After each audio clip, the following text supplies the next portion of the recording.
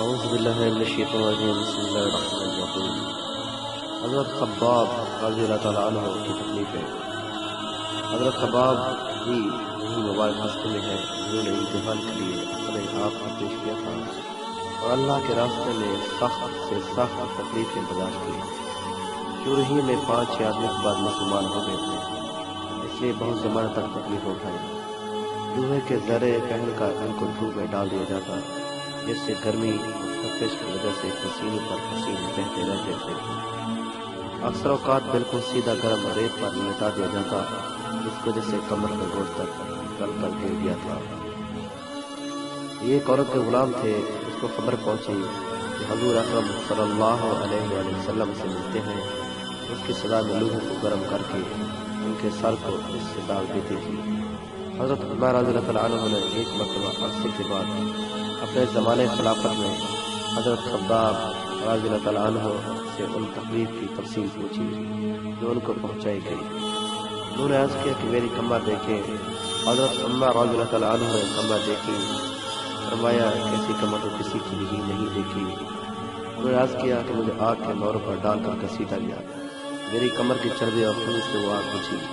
ان حالات کے باوجود جب اسلام کو ترقی ہوئی اور فتوحات کا دروازہ کھلا، اس پر رویا کرتے کہ خدا نخواستہ ہماری تکلیف کا بدلہ کہیں ہی نہیں مل گیا۔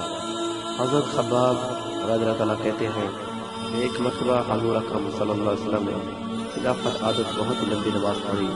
صحابہ نے اس کے متعلق عرض کیا، حضور اکرم صلی اللہ علیہ وسلم نے ارشاد فرمایا، یہ رغبت در کی نماز تھی، میں نے اس میں اللہ تعالیٰ سے 3 دعائیں کی تھی، 2 میں سے قبول ہوئی اور ایک سے انکار فرما دیا۔ میں نے یہ دعا کی کہ میری ساری امت کاٹ سے ہلاک نہ ہو جائے، یہ قبول ہو گئی۔ دوسری یہ دعا کی کہ ان پر کوئی ایسا دشمن مسلط نہ ہو جو ان کو بالکل مٹا دے، یہ بھی قبول ہو گئی۔ تیسری یہ دعا کی کہ ان کے آپس میں لڑائی جھگڑے نہ ہو، یہ بات منظور نہیں ہوئی۔ حضرت خباب کا انتقال 37 ہجری میں ہوا اور کوفہ میں سب سے پہلے صحابی یہی دفن ہوئے۔ ان کے انتقال کے بعد حضرت علی رضی اللہ تعالیٰ عنہ گزرا، ان کی قبر پر ہوا تو ارشاد فرمایا، اللہ خباب رضی اللہ تعالیٰ عنہ پر رحم فرمائے، اپنی رغبت سے مسلمان ہوا اور خوشی سے ہجرت کی اور جہاد میں زندگی گزاری اور مصیبتیں برداشت کی۔ مبارک ہے وہ شخص جو قیامت کو یاد رکھے اور حساب کتاب کی تیاری کرے اور گزارے کے قابل مال پر کنات کرے اور اپنے مولا کو راضی کر لے۔ حقیقت میں اللہ کو راضی کر لینا انہیں لوگوں کا حصہ تھا، ان کی زندگی کا ہر کام اللہ ہی کی رضا کے واسطے ہوتا تھا۔ پیارے دوستو، اگر آپ کو ہماری ویڈیو پسند ہے لائک اور شیئر کریں اور ایک بار نبی پاک صلی اللہ علیہ وسلم پر درود پاک لازمی پڑھ لیں۔